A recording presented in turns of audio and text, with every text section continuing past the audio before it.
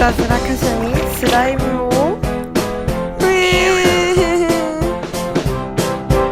わあ、トーマス。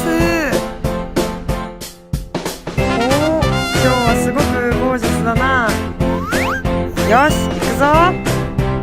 信号があるよ。いやー、シルフに見えた。こんにちは。じゃあねー。今日はピカピカだな。今度は前からケイトリンがやってきたよ。やあトーマス、今度は事故らないように気をつけろよ。分かってるよケイトリン。ダダンダンだ。わあトーマス、金ピカじゃないか。ピカピカの金なんてトーマスにはもったいないぞ。よーし、このドロドロのスライムでトーマスが運んでる金全部俺様がいただいちゃうもんね。我ながらナイスアイデアだ。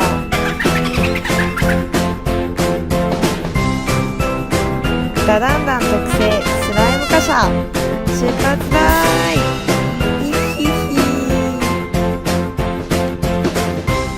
よし、この踏切で待ち伏せするぞ。ハーシーが来たぞ。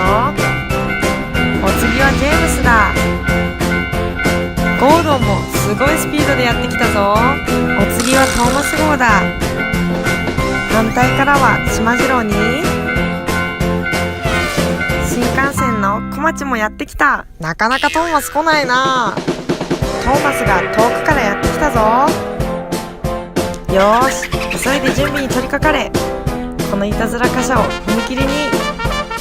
うわー、こんなところで何してるんだ。うわー、うぎー、俺様の顔にドロドロのスライムが。あれれだだんだん、スライムなんてかぶって何やってるんだ。くそー、今度こそはうまくいたずらしてやる。じゃあな。この丸を押してチャンネル登録してね。